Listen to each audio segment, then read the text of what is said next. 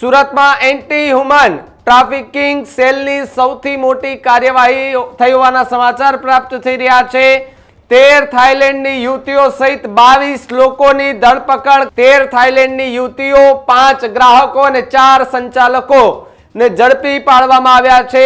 સુરતમાં anti human trafficking સેલનો આ સૌથી મોટો પર્દાફાશ અત્યારે જોવા મળી રહ્યો છે।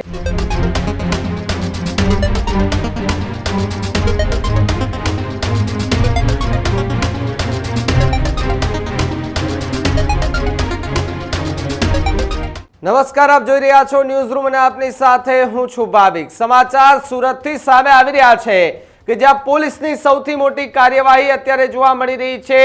સુરતમાં એન્ટી હ્યુમન ટ્રાફિકિંગ સેલની સૌથી મોટી કાર્યવાહી થઈ હોવાના સમાચાર પ્રાપ્ત થઈ રહ્યા છે। વાત કરવામાં આવે તો હોટલની આડમાં ચાલતા કૂટણખાનાનો સૌથી મોટો પર્દાફાશ સુરતમાં કરવામાં આવ્યો છે। 13 થાઈલેન્ડની યુવતીઓ સહિત 22 લોકોની ધરપકડ કરવામાં આવી હોવાના સમાચાર। સુરતના જહાંગીપુરા વિસ્તારમાં આ રેડ કરવામાં આવી હતી। મોડી રાત્રે રેડ કરવામાં આવી હોવાની વિગતો અત્યારે મળી રહી છે। 13 થાઈલેન્ડની યુવતીઓ, 5 ગ્રાહકો અને 4 સંચાલકો ને ઝડપી પાડવામાં આવ્યા છે। AHTUની ટીમે બાતમીના આધારે હોટલની અંદર રેડ કરી હતી। રેડ દરમિયાન આખો પર્દાફાશ થયો છે। પોલીસે વાત કરવામાં આવે તો સાથે જ પોલીસે અલગ અલગ ટીમો બનાવીને તપાસ હાથ ધરી હતી। યુવતીઓને દેહ વ્યાપાર માટે ત્યાં રાખવામાં આવી હોવાનો ખુલાસો। સુરતમાં એન્ટી હ્યુમન ટ્રાફિકિંગ સેલનો આ સૌથી મોટો પર્દાફાશ અત્યારે જોવા મળી રહ્યો છે। જે પ્રમાણે આપણા દ્રશ્યો દેખાઈ રહ્યા છે, દ્રશ્યોની અંદર કે જે થાઈલેન્ડની યુવતીઓને ત્યાં એ રેકેટની અંદર એ ફસાવવામાં આવી હોવાની વિગત સાથે જહાંગીપુરામાં ચાલતા રેકેટનો સૌથી મોટો પર્દાફાશ જે છે તે કરવામાં આવ્યો છે। જે પ્રમાણે 14 જેટલી થાઈલેન્ડની યુવતીઓ જે છે તે ત્યાંથી ઝડપાઈ છે।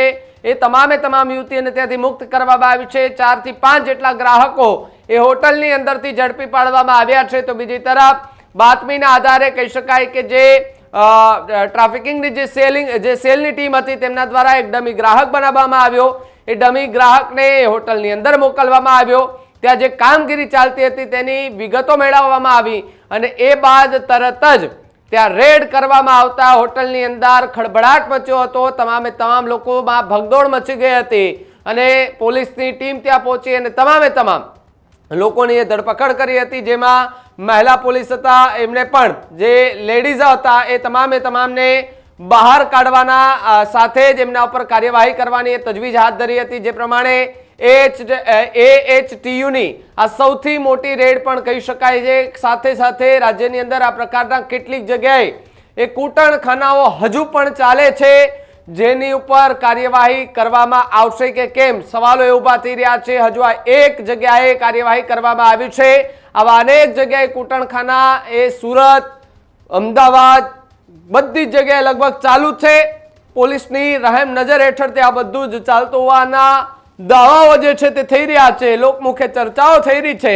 પરંતુ જ્યારે દબાણ હોય ત્યારે આ પ્રકારની કાર્યવાહી કરવામાં આવતી હોવાની વિગત, પરંતુ અત્યારે સૌથી મોટી કાર્યવાહી પણ કરવામાં આવી છે, જેની અંદર આ સૌથી મોટા રેકેટનો એ સુરતમાંથી પર્દાફાશ કરવામાં આવ્યો છે। જ્યાં 13 જેટલી થાઈલેન્ડની યુવતીઓ હતી કે જેને એ દેહ વ્યાપારના ધંધામાં ધકેલવામાં આવતી હતી અને ત્યાંથી પોલીસે તમામે તમામને એ મુક્ત કરાવી પોલીસ સ્ટેશને લઈ ગયા હતા। 5 જેટલા ગ્રાહકો હતા તેમને પણ પોલીસ સ્ટેશન લઈ જવામાં આવ્યા હતા। તો એમના જે સંચાલકો હતા હોટલના તેમની પણ ધરપકડ કરી પૂછપરછ કર્યા બાદ તેમની ઉપર કાર્યવાહી કરવામાં આવી રહી છે। જોકે 13 થાઈલેન્ડની યુવતીઓને એ મુક્ત કરાવી હોવાના સમાચાર અત્યારે પ્રાપ્ત થઈ રહ્યા છે। સાથે જ જો વાત કરવામાં આવે તો યુવતીઓને દેહ વ્યાપારમાં ત્યાં એ રાખવામાં આવી હોવાની જે વાત જે છે તેનો ખુલાસો થયો છે યુવતીઓ સાથે જ। સુરતમાં એન્ટી હ્યુમન ટ્રાફિકિંગ સેલની આ સૌથી મોટી કાર્યવાહી પણ એટલા માટે કહી શકાય કે સૌથી મોટું એ કૂટણખાનું, હજુ પણ આ જ પ્રકારના કૂટણખાના ચાલે છે કે કેમ એના પર પણ તપાસનો વિષય છે। જો તપાસ કરે તો હજુ પણ આ પ્રકારની ઘટના જે છે તે સામે આવી શકે છે। હજુ પણ એ કપલ બોક્સ જેના ઉપર પ્રતિબંધ લગાવવામાં આવ્યો, એવા કપલ બોક્સ હજુ પણ ચાલુ છે।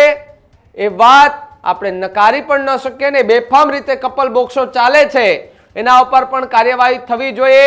કારણ કે જ્યારે કોઈ મોટી ઘટના બને છે ત્યારે આપણે એવા નિર્ણયો લેવાય છે ઉપરથી કે કૂટણખાના બંધ કરાવો, કપલ બોક્સો બંધ કરાવો, ઘટના બનેની રાહ જોવા કરતા જોઈએ પહેલેથી જ આપણે પાણી છૂટ્યા પછી પાળ બાંધીને કોઈ મતલબ નથી.